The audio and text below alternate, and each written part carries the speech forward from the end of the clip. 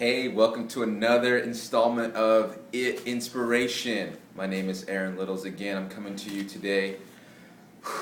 I have a tough one for you today. I have a message that it's going to be hard for some people to receive, but I'm going to just try and share with you today just how this can change your life when you focus on getting out of your own way. I mean, that's just where we're going right now. You're going to have obstacles, you're going to have opposition, you're going to have those haters out there against what you're trying to do, whatever it may be, but you've got to make sure that you aren't your own first obstacle, your own first hurdle. And so we want to just talk to you today and just make sure that we get that cleared up, because eventually down the road you're going to have other opposition, and we got to be ready for all of that. We'll get to that in a later series on haters and on other obstacles that you may encounter, but right now we just got to make sure we get out of our own way just to get started, okay? And so sometimes these getting in our own way, that just comes in the form of excuses. And I'll just be quite frank with you, we just don't have time for that. You know, there's just so many other obstacles out there. Let's go ahead and just get rid of all these things right now that are in front of us, so to speak, as obstacles and barriers to entry to whatever we're trying to get into. So what I want to talk to you today is about the big three. You know, people always say I don't have enough time, I don't have enough money, and I'm not talented enough. And right now I'm just going to throw a flag on every single one of those three. We can find a way to get whatever we're after, some way, shape, or form. And so we're going to break all those down and kind of unpack this one by one. And so time. You know, Aaron, I don't have enough time. How do I make time? I have kids. I have all this stuff going on. I got work. I've got a wife. I've got a girlfriend. I got all this stuff happening. How do I get any more time out of my day?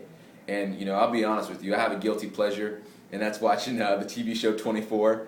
And you know what Jack Bauer can get done in one day. It's like, man, you know, if I can save the world 3 times in a day, I'd be doing pretty good efficiency-wise.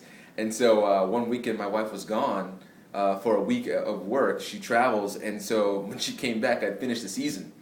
And events occur in real time, so it was literally 24 hours of television that I watched in a week. And you know, hey, I do that every once in a while just to kind of, that's how I unplug and relax, and we'll talk about that later too. But my point being is that we can always look for time sucks that just rob us of that creative energy, that creative time, where we have to make sure that, hey, if we can spend 24 hours watching TV, we can spend 24 hours working on it. So is that listening to a podcast? Is that working out? Is that writing a business plan? Whatever it may be, making phone calls, shooting emails out. So we've got to make sure that we're not robbing ourselves of our time. And I'm not saying you can't have some fun things to do. You can't have little outlets here and there. But let's make sure that if we're watching TV all day long, but we say, Aaron, I don't have time to work on my lifelong dream, well, then I'm going to challenge you on that. You see what I'm saying? Aaron, I don't have time. Well, put the PS3 controller down. Aaron, I don't have time. What time do you go to sleep? 10 o'clock. What time do you wake up? 8 o'clock. Again, we can reference the previous lesson on that. What do you do before 9 a.m.? What time are you getting up in the morning? How bad do you want this dream? How bad do you want it? Will you wake up an hour early? A half an hour early? 10 minutes early? What will you do to help move the needle a little bit so that you can take time out as an excuse? You know, we follow the Dave Ramsey plan. This kind of will bleed into the money piece, but you know, you can budget out your day. You got 24 hours. We all have 24 hours a day. How do you manage that time? What are you doing during those 24 hours to help advance yourself, advance your dream, advance yourself to getting to it and getting that dream going off the ground?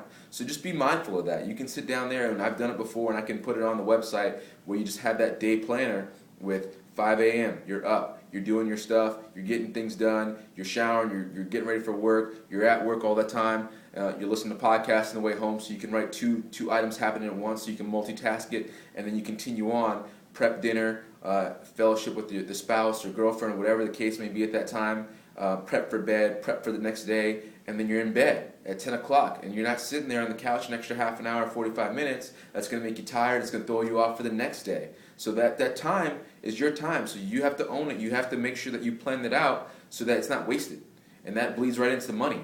You know, money is important. I get it. I love to earn it. I love to give it to others. And you know what?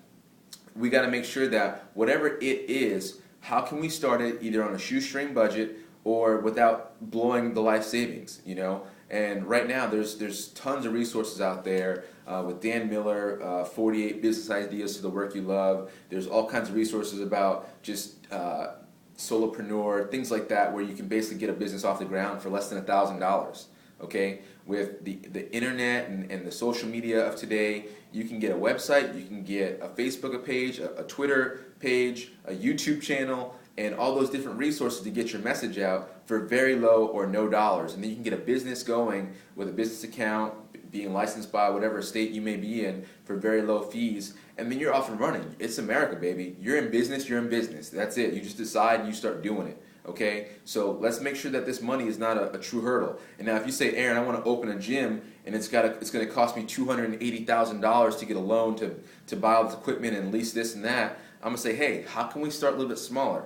Can you get yourself licensed first, and can you teach out of your garage doing personal training with some small equipment? That's $500 right there, okay? So I'm just using this example of let's not just go buy the $1 million building when we don't even know how to run a gym, okay? Same thing with Starbucks. You know, if you say, hey, I want to open a coffee shop, well, have you ever even worked at a Starbucks in your life? Have you even taken a part-time job maybe? Or done anything with that business before you go sink your life savings into it? So I'm going to challenge that thought process about money.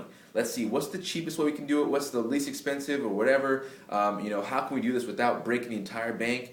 And is there a way I can start smaller? That's always a great question to ask. How can I start even smaller than this? And another idea is to volunteer.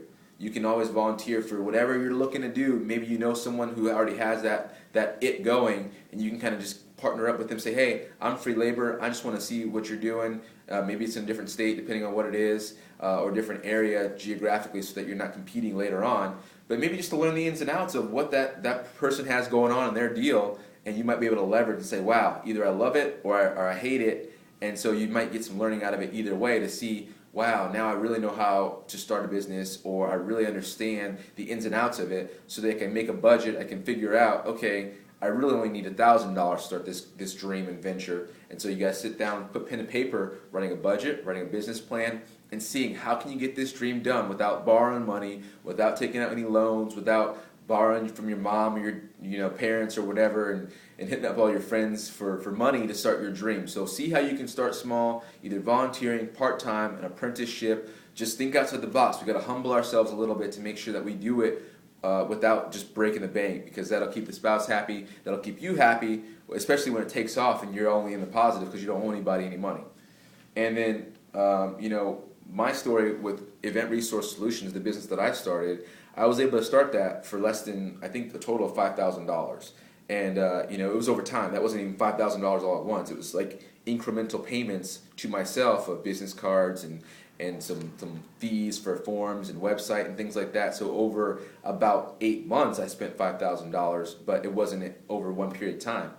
Now, imagine if I had taken out $100,000 in loans to open up a storefront, to then hire 2 people, and then now I still didn't know anything about event planning, so I had to still go out and learn and go out there and find customers and do all those different things. So doing it in a part-time capacity in addition to my day job, it took a lot of pressure off me too, because there wasn't a financial obligation to ERS for making loan payments and things like that. It actually worked out very well for me personally. So if I can do it, you can do it. And I'll just tell you right now, I am no rocket scientist. I am, I'm a little savvy here and there in certain areas, but I think you can do it too. Read a couple books. There's EntreLeadership by Dave Ramsey, My Total Money Makeover by him as well. And those will help get you going as far as handling those financial aspects of starting a business. And then also look at Quitter. Look at Start by John Acuff. Other great books for encouragement. And then we'll have some ebooks for you too here as well. All right? And last but not least, talent. People always tell me, Aaron, I don't know anything about this. I don't have enough this, or I don't have enough that. I don't have that degree. I don't have whatever. Insert, the adjective for talent there. But it's like, hey, you are fearfully and wonderfully made, okay? You have something that no one else has, and that's your voice, that's your thought process, that's your ideas. So you got to share that. Whatever it is, you've got to be able to share that. Now, I'm not saying we don't grow, we don't practice, so those are always important. We can always get better at whatever our talent is, but you've got some form of talent in somewhere. That's just a little seedling that you're going to plant, and we got to water it, we got to nurture it, we got to make sure it gets sunlight, and we got to make sure that we keep the ants away and all those different things to grow that little bit of talent into a big, huge tree or a big, huge orange grove that we can just harvest, over and over and over for years and years and years. So I just want you to just take these 3 things and just make sure that if there's other obstacles you have, let's make sure we call them out and figure out ways to overcome them. What obstacles do you have right now besides these big 3 that you can overcome? Thanks a lot. Welcome to IT. I appreciate your time. I appreciate your energy. Just come back and give us support, give us comments so we can make this better. We can give you more information. I'm a notes guy, so I read off the notes. I give you notes so I don't miss any of the little pieces that I have for you. But hey, we're here to help. Have a great day.